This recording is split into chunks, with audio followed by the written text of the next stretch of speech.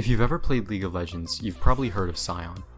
I really like playing Sion, and he's just about the only champ that I play, so I thought, why not try to make his axe? I started by ripping the 3D model for Sion off of Thingiverse and throwing it into Blender to isolate the axe. From there, I split the axe up into 4 components: the axe head, the handle, the rings, and the spike.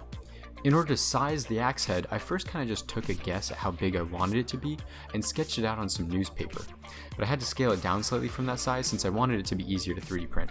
I ended up splitting the model into 9 3D printable components and created some locating features to make aligning parts easier. I then ordered $40 worth of filament and got to printing. These large hollow parts are ideal for lightning infill, which saves me a lot of money on filament. For you 3D printing enthusiasts out there, I printed with a 0.8 nozzle at a 0.4 layer height. I also printed in PETG for increased durability, easier bridging, and less warping as compared to the more common PLA. When the 9 parts were all done, I filled in rough patches with wood filler and then sanded them for way too many hours.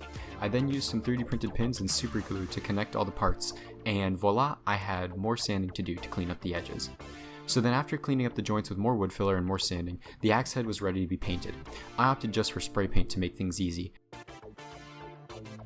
While the paint was drying, I prepared a 4x4 to be the handle of my axe. Since the axe was huge, I figured it should have an equally large handle, but this proved to be a big mistake as I had limited tools to work with. I spent a long time splitting up the 4x4 into 3 parts to capture the curve of the handle, and ripped each 4x4 down into a true 3x2 with my circular saw. I also connected the 3 pieces with a wood joinery technique called a half lap, and then used some screws anyways for good measure. I then chiseled down the whole handle into a rounder shape so it actually looked more like a handle. This process took about 2 days and a lot of my sanity. And finally I stained the handle to give it a beautiful darker color. After that I painted the rings and the spike and attached them to the handle epoxy. Finally I stuck the handle into the head of the axe and voila, it's done, it's beautiful enough, and I love it. Here's some shots of it just to show it off. Alright, now I can go back to playing more Sion. Shoutouts to Stephanie, Richard, and Jessica.